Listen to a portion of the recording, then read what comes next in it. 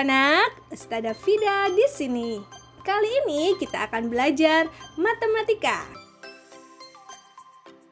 Sekarang kita akan bahas tentang kecepatan. Yuk kita belajar bersama. Pada saat kita berpergian bersama keluarga, kita biasa melihat di jalan raya ada rambu lalu lintas yang bertuliskan angka 80 seperti pada gambar. Rambu tersebut adalah rambu batas kecepatan kendaraan yang melintas. Angka 80 pada rambu maksudnya adalah setiap kendaraan tidak boleh melaju melebihi 80 km per jam. Dari contoh ini kita bisa mengenal istilah kecepatan. Apa itu kecepatan? Kecepatan adalah nilai dari seberapa cepat suatu benda bergerak yang didapat dari perbandingan antara jarak dengan waktu yang ditempuh. Kalimat matematikanya yaitu kecepatan sama dengan jarak dibagi waktu. Bisa dimengerti anak-anak? Selanjutnya, kita akan belajar tentang cara merubah satuan kecepatan. Coba perhatikan contoh soal berikut ini ya. Nomor 1, 36 km per jam, satuannya diubah menjadi meter per detik. Caranya kita ubah kilometer menjadi meter dan jam menjadi detik. 36 km diubah menjadi meter, karena turun 3 tangga maka dikali 1000 sama dengan 36.000 meter. Dan 1 jam diubah menjadi detik sama dengan 3.600 detik. Maka 36.000 dibagi 3.600 sama dengan 10 meter per detik. Paham ya anak-anak? Kita coba lagi soal nomor 2. 7,2 km per jam, satuannya diubah menjadi meter per detik. Caranya sama ya. Kita ubah kilometer menjadi meter dan jam menjadi detik. 7,2 km diubah menjadi meter dengan cara dikali 1000 sama dengan 7.200 meter. Dan 1 jam diubah menjadi detik sama dengan 3.600 detik.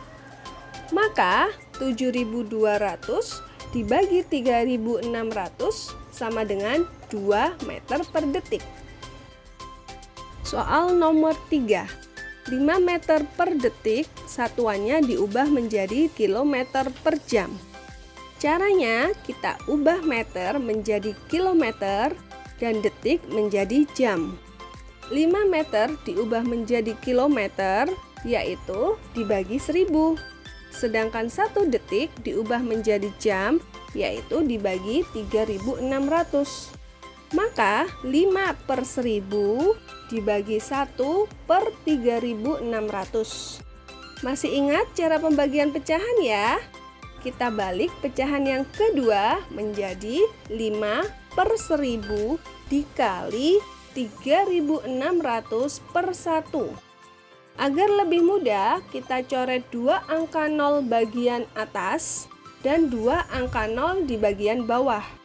Lalu kita kalikan. 5 dikali 36 sama dengan 180 dan 10 dikali 1 sama dengan 10. Jadi hasilnya adalah 180 dibagi 10 sama dengan 18 km per jam. Bisa dipahami ya? Kalian pasti bisa. Di awal video, kita sudah tahu bahwa rumus untuk mencari kecepatan yaitu jarak dibagi waktu. Ustazah beri trik ya, agar lebih mudah untuk dipahami. Kita masukkan rumusnya ke dalam segitiga berikut. Dari segitiga ini, kita bisa mencari rumus kecepatan, waktu, dan jarak. Kita coba ya. Rumus untuk mencari waktu, kita ambil jarak dan kecepatan.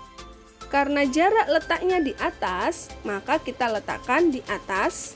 Dan karena kecepatan letaknya di bawah, maka kita letakkan di bawah. Jadi, rumus untuk mencari waktu adalah jarak per kecepatan atau jarak dibagi kecepatan. Selanjutnya, rumus untuk mencari jarak adalah kita ambil kecepatan dan waktu. Karena kecepatan dan waktu letaknya sama-sama di bawah, maka tinggal kita kalikan. Jadi, rumus untuk mencari jarak adalah kecepatan dikali waktu. Bisa dipahami ya anak-anak? Kita lanjutkan ke soal cerita ya.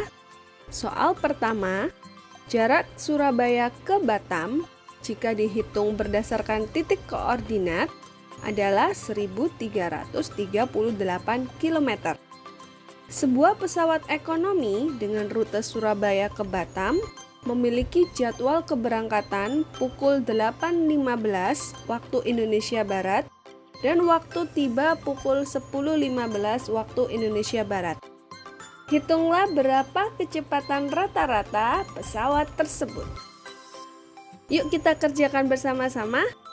Yang diketahui yaitu jaraknya sama dengan 1338 km dan waktunya mulai pukul 8.15 sampai 10.15 sama dengan 2 jam. Perhatikan segitiganya ya. Yang ditanyakan adalah kecepatan. Maka kita ambil jarak, letaknya di atas, dan waktu letaknya di bawah. Jadi kecepatan sama dengan jarak dibagi waktu. Maka 1338 km dibagi 2 jam sama dengan 669. Jadi kecepatan pesawatnya adalah 669 km per jam. Mudah ya? Lanjut ke soal cerita berikutnya. Jarak Surabaya ke Yogyakarta sekitar 315 km. Gantaka dan keluarga sedang melakukan perjalanan darat dari Surabaya menuju Yogyakarta. Dengan mengendarai mobil berkecepatan rata-rata 70 km per jam, jika mereka berangkat pukul 6.30 waktu Indonesia Barat, pukul berapa mereka tiba di Yogyakarta? Yang diketahui di soal yaitu jarak sama dengan 315 km dan kecepatan sama dengan 70 km per jam, lalu waktu berangkat pukul 6.30 pagi. Perhatikan lagi segitiganya ya. Yang dicari adalah waktu tiba di Yogyakarta. Maka kita ambil jarak yang letaknya ada di atas dan kecepatan yang letaknya ada di bawah.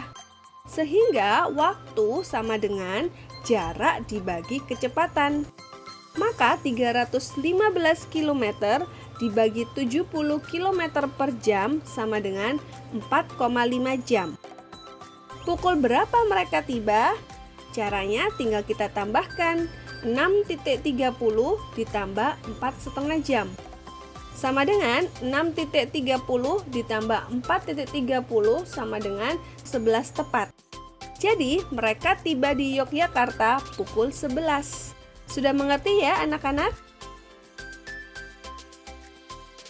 Soal cerita yang terakhir. Kiandra sedang mengendarai motor dengan kecepatan rata-rata 175 meter per menit. Jika lama perjalanan adalah 1 jam 20 menit, berapa kilometer lintasan yang ditempuh Kiandra dalam 1 kali perjalanan? Kita mulai lagi dari yang sudah diketahui, yaitu kecepatan sama dengan 175 meter per menit, waktu sama dengan 1 jam 20 menit. Perhatikan satuannya ya, karena kecepatan memakai satuan meter per menit, maka satuan waktunya kita ubah menjadi menit. 1 jam sama dengan 60 menit, maka 60 ditambah 20 sama dengan 80 menit. Sekarang kita perhatikan segitiganya ya. Yang dicari adalah jarak. Maka kita ambil kecepatan dan waktu.